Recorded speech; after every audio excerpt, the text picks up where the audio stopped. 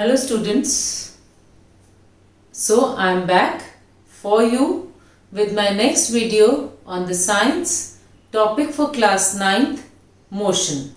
This is a part of physics and here I'll be starting this chapter. It's a very interesting chapter. So if you have not subscribed to my channel, please subscribe it for more such uploads which will be helpful to you. So, we begin right away with the chapter motion. To begin the chapter motion, we should know the exact meaning of motion.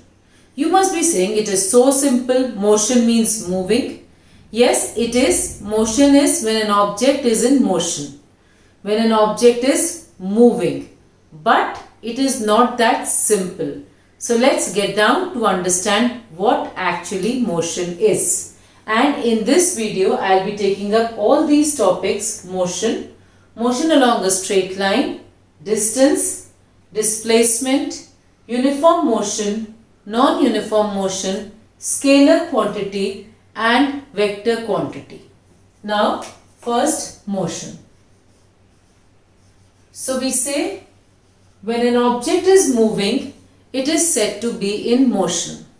A more apt definition for motion is when an object changes its position, when an object changes its position with respect to time and also with respect to other object. This is important, I will explain it to you. With respect to other object, this is said to be motion. So first is when an object changes its position with respect to time. So when we move from one place to the other, with respect to time, my position is changing and therefore the body, or suppose I am said to be in motion. Now this is a pen, it is here. Now this pen is stationary, but if it keeps on changing its position with respect to time, it will be said to be in motion. A moving car is in motion. A moving train is in motion. When we walk, we are in motion. A butterfly flying is in motion. Then you have different types of motions like a bicycle moving, an insect crawling on the ground and the like. Then I have said that motion is with respect to the other object also. When the position of an object changes with respect to the other object, then it is said to be in motion. I will give you a very simple example, a common example which you have experienced also. Suppose you are going with your friend in a car. Your car is moving? Yes. You are moving? Yes, because you are in the car. Your friend is moving? Yes, because your friend is also moving in the car. But when you are talking to your friend sitting in the car, or both of you are conversing with each other, does it appear that your friend is running so fast at the speed of the car? No. Your friend appears stationary to you because both of you are moving at the same speed and the position of your friend and you yourself is not changing with respect to each other. Am I clear? The position of your friend and you is not changing in spite of the fact that you are moving also. So your friend and you at that moment for each other are not in motion. Is it clear? That is why it is said that motion is with respect to the other object, and therefore the word or the term given is motion is relative. Relative means it is relational, means we are talking with respect to which object.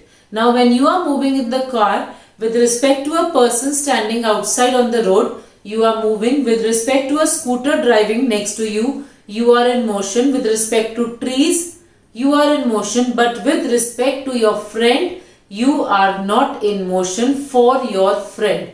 So motion is relative means we are talking with respect to which object. Same thing happens when we travel in a train.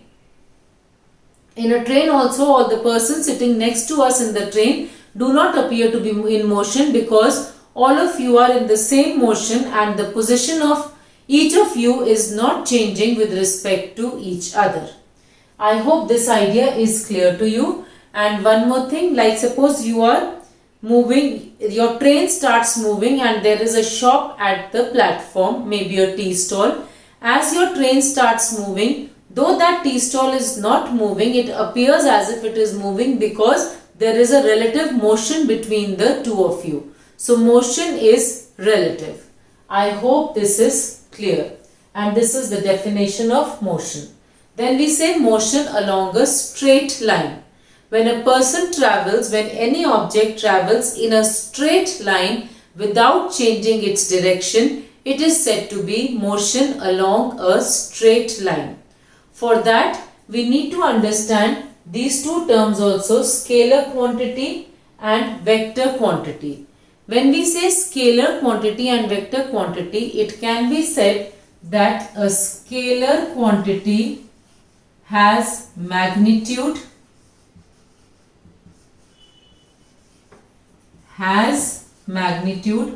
but no direction.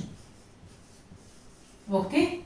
And a vector quantity is one which has magnitude and also has direction. Okay? So this will be more clear when this will be more useful when we discuss this uniform and non-uniform motion, or we discuss distance and displacement. Now to understand, first of all, magnitude. Suppose I say, I'll give you an example of scalar quantity. Suppose I say that the mass of this pen is 20 grams. Okay? So this value of this mass, 20 grams, is the magnitude. So the value of anything, the numerical value of anything is referred to as magnitude, and the direction, if we talk of, then suppose now if I say the mass of this pen is 20 grams, is it that this mass is in this direction or that direction? No. Mass will not have any direction, and therefore mass is an example of scalar quantity. It has magnitude but has no direction. Now coming to weight. Weight is something possessed by an object due to the pull of the earth. So when the earth pulls any object towards itself, then we talk of the weight. So now here, suppose the weight of any object is say 60 Newton. I say 60 Newton. If I am talking of weight, this becomes the magnitude, and because it is weight, it will always act downwards towards the earth, because it is acting because of the pull of the earth, and hence this quantity has magnitude also and has direction also, and therefore becomes a vector quantity, that is weight. And we will be discussing just now that distance is a scalar quantity and displacement is a vector quantity. So because now you know what is scalar and what is vector, you will be able to make out yourself, yes, distance is scalar and displacement is a vector quantity. Now to describe motion of any type, we have said that motion is relative. I also explained to you motion in a straight line. Now we will come to the distance. Distance refers to the total length of path traversed, the meaning is travel only, traversed by an object with respect to a reference point.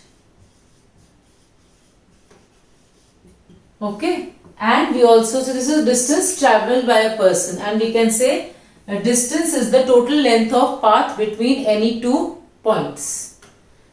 It can be said that distance refers to the total length of path between any two points. To make this more clear, I'll give you a simple example. Suppose your school is 5 kilometers from your home. You will say that my school, the distance between my house and my school is 5 kilometers. Okay. Suppose I ask you a question, how far is the school, and 10 students of your class are standing. So if your house is 5 kilometers, you will say 5 kilometers. If other friend's house is just very close to the school, he may say 500 meters only. It means that I am not able to calculate the exact distance between any two points like this, or it will, suppose I have to tell somebody that the school is at this distance. Then how will I say that? To specify a specific distance, we need a reference point. Reference point from which we can specify the distance. Okay. And generally the reference point taken for any city, town is its railway station, or it can be the clock tower of that place, and every distance measured will be from this reference point or up to this reference point, clock tower. Another example I will give you. Suppose we have to travel from my place to Dehradun. The distance of my place to Dehradun is say 100 kilometers. But anybody traveling from Delhi to Dehradun will be traveling a distance of say 260 kilometers. But in Dehradun, which place? There are so many places and the distance may vary according to the place I have to go to. 263, 268, maybe 259. Therefore, to give that distance which is given on the milestones of at the places, we take a reference point, and which is generally any such place, and therefore the distance can be specified with respect to the reference point. It can be the GPO, the General Post Office. The reference point is specified for this purpose. Then after distance, now we will talk of displacement along with distance. Suppose an object is travelling from point A to point B and then continues in a straight line up to point C. A person say starts from point A and reaches point B, which is say 30 kilometer from A, and after that from B to C is say 20 kilometer. Okay.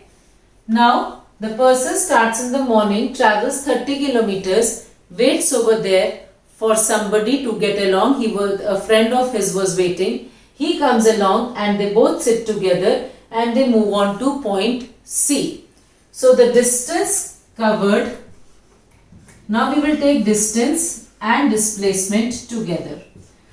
I have told you the definition of distance. Let's quickly take the definition of the displacement also. Displacement is the shortest distance between the reference point or between the starting point and the final position. The shortest distance between the initial and the final position is referred to as displacement. More clear with this example. So when a person travels from A to B, the distance covered between A and B is 30 kilometer. And because this is the minimum distance between A and B also, so the displacement will also be 30 kilometer.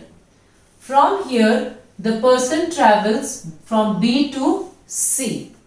Now the total distance covered from the starting point, that is from A to C, will be 50 kilometers, 30 plus 20. and the displacement will also be 50 kilometers, 30 plus 20.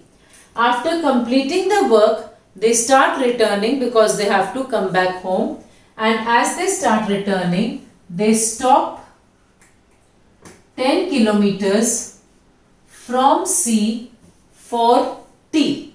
They are tired, they wanted to have tea, so they stopped at a point D, which is 10 kilometers from C.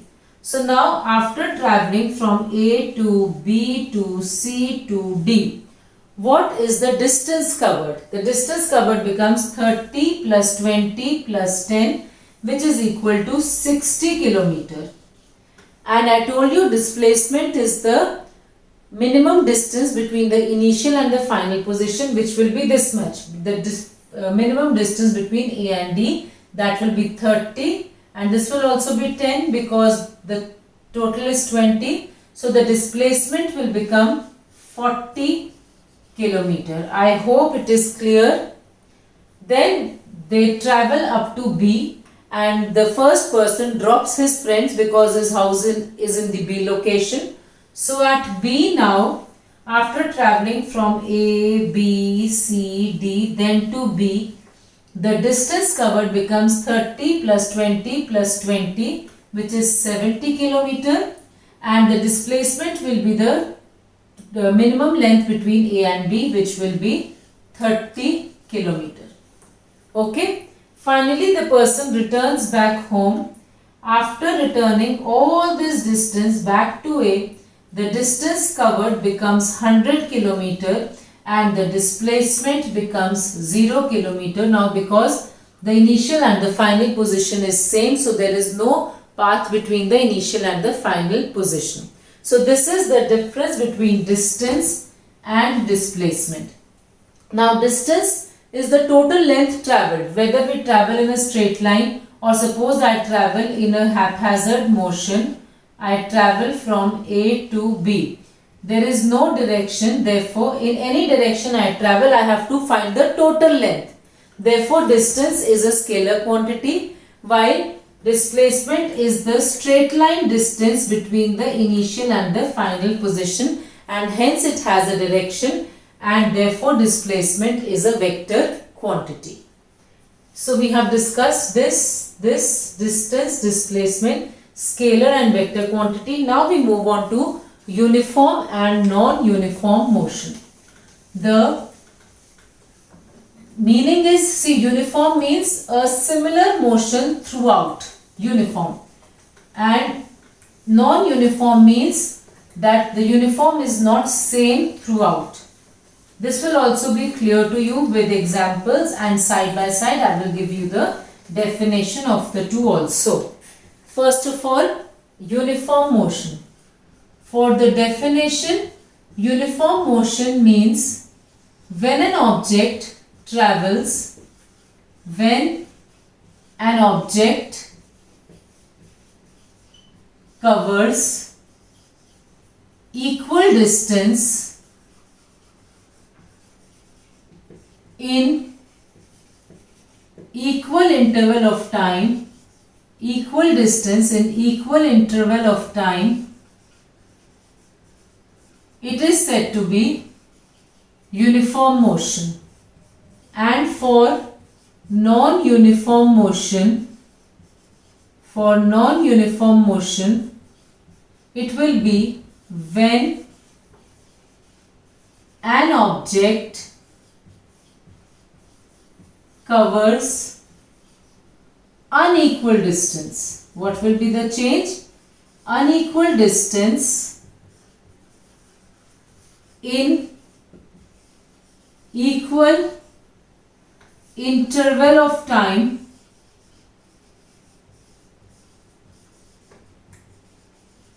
it is said to be non-uniform motion. So here is equal distance in equal interval of time, and here it is unequal distance in equal interval of time.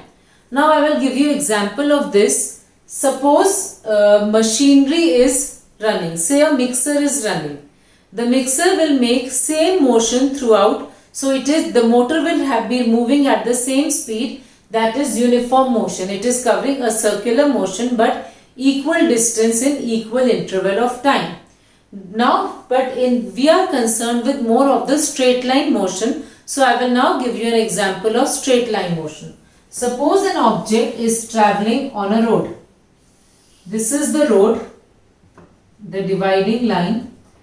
An object is traveling, so this is my object, is traveling along the road, and the road is totally empty. And the person is moving at a constant speed. एक ही speed पे it is moving, like suppose it is covering say 1 kilometer in every 1 minute. The speed is neither increasing nor decreasing. Then it covers 1 more kilometer in the second minute, means it is 1 minute only. Then 1 kilometer in the third minute also. So the object is covering equal distance in equal interval of time, and such a motion is said to be uniform motion. Now to explain non-uniform motion only, this object is traveling and say there is lot of different types of traffic on the road. Though the person wants to travel with uniform motion, then also he will not be able to travel with uniform motion, because at places he will have to apply brakes, and at places he can pick up speed when the road is empty. So suppose he is traveling from here. For 1 minute he could travel easily 1 kilometer in 1 minute. In the next minute he sees lot of traffic and he is able to travel only 500 meter in the second minute. Then he travels say 700 meter in the third minute. In such a case, his motion becomes a non-uniform motion, because it is covering unequal distance in equal interval of time. So to give an example of uniform motion, we can say an object moving at a given speed on an empty road, and an object or a car moving on a busy road. On a busy road, no person can travel with the same speed, and therefore his speed becomes a non-uniform speed. I hope all this is clear to you. So stay tuned for more such uploads. Thank you.